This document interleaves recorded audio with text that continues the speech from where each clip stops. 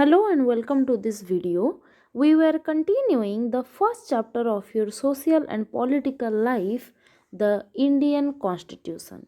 In this video, we will discuss that why does a country need a constitution? What is the requirement of a constitution? A constitution lays out certain ideals that form the basis of the kind of country that was as citizens aspire to live in. The importance of constitution is it lays out certain ideals that the citizens of a country desire that their country must have those ideals. It lays out those basic ideals for a country in which its citizens aspire and wish to live in. It tells us about the fundamental nature of our political society. Well, fundamental means the very basic.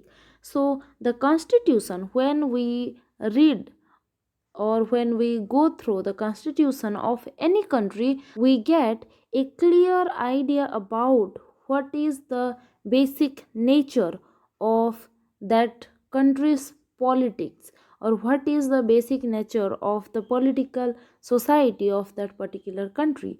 So it serves as a set of rules and principles that all persons in a country can agree upon as the basis of the way in which they want the country to be governed. And the constitution lays out certain ideas, certain principles that the citizen of that country wish or desire. It lays out rules and principles by which the people of that country wants themselves to be governed. This includes the type of government and also an agreement on certain ideas that they all believe the country should uphold. Except laying out some ideals and basic principle for the country, the constitution also give us a clear idea about the type of government, whether it is a autocratic government or a democratic government. We simply can understand that by going through the constitution. It guarantees the kind of governance of that country, and along with that it also upholds some ideals that all the citizens of the country believed that their country must uphold those things. How the constitution changes according to the type of government of any country. Like, for example, when Nepal was a monarchy, it reflected the final authority of the king. When Nepal was ruled by king, a monarchical form of government was running in Nepal. At that time, the constitution of Nepal was showing the authority of the king. But when the Nepal transited into a democracy, it started the process of writing a new constitution for the country, because the previous constitution was showing or upholding the idea of monarchical government. So after Nepal became democracy, it rewrites its constitution. In a democracy, leaders exercise their power responsibly on the behalf of the people. It defines country's political system. In a democratic setup, we all have idea what is a democratic setup. A democratic setup is a form of government in which the people elect their own representative, and the representative represents the need of the people of their constituency. The representative cannot use the power recklessly, and the representatives they further elected as leaders who have power to control the people. But the leaders cannot exercise their power without any bound. They are bounded, their power is restricted and confined to the principles of the constitution. Their power is limited by the constitution. The leaders exercise their power with responsibility. They cannot use their power arbitrarily. They have to be responsible for each of their decisions. So they exercise their power very responsibly and in behalf of people, because democracy is a setup which is of the people, by the people, and for the people. So the leaders use the power on behalf of people and for the betterment of people. They cannot use the power for fulfilling their self. In democratic societies, the Constitution lays down the rules that guard against the misuse of authority or power by our political leader. Like we just discussed, that the political leader cannot exercise their power to an arbitrary extent or to a boundless limit.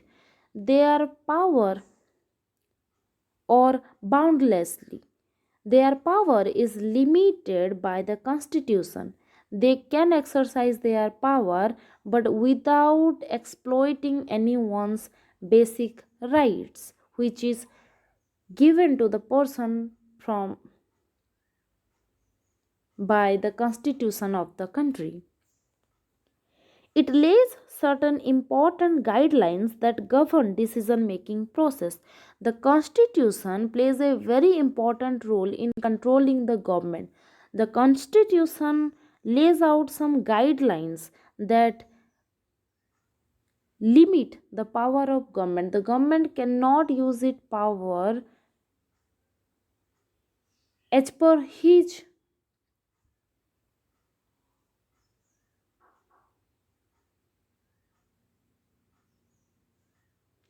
The government has to use its powers within the guideline of the constitution, and the constitution is determined, or the constitution is, and or the constitution promise, and the constitution promise each of its citizen the right to equality, means everyone will get equal chance of opportunity and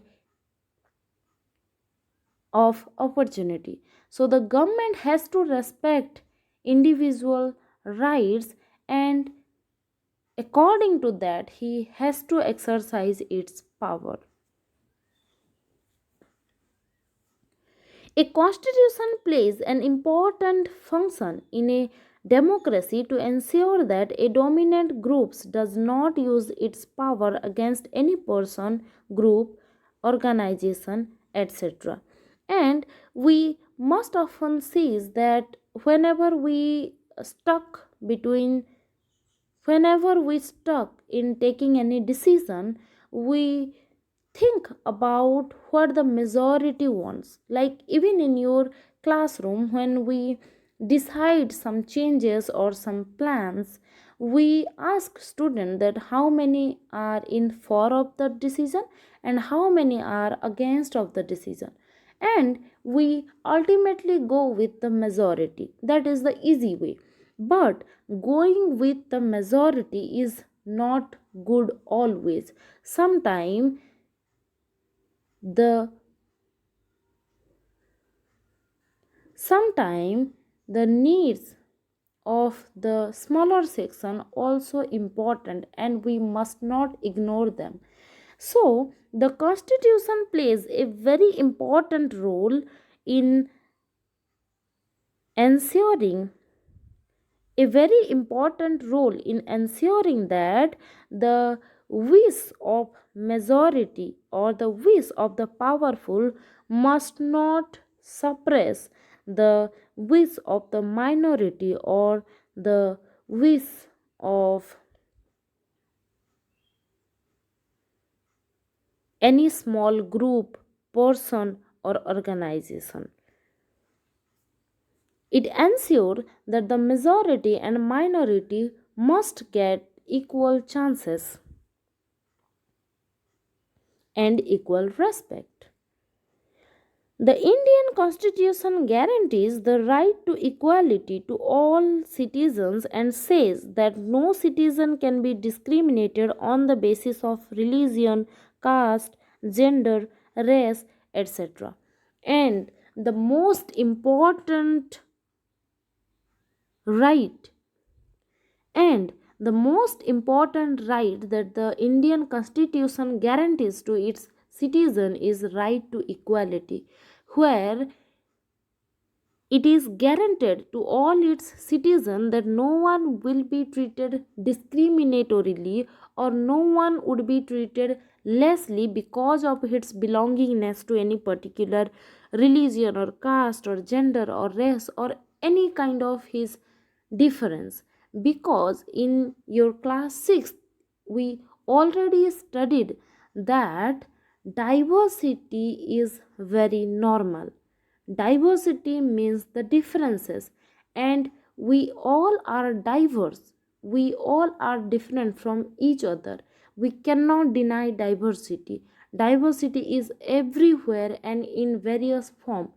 But the problem arises when we treated a particular group or a particular community discriminatorily because of their difference.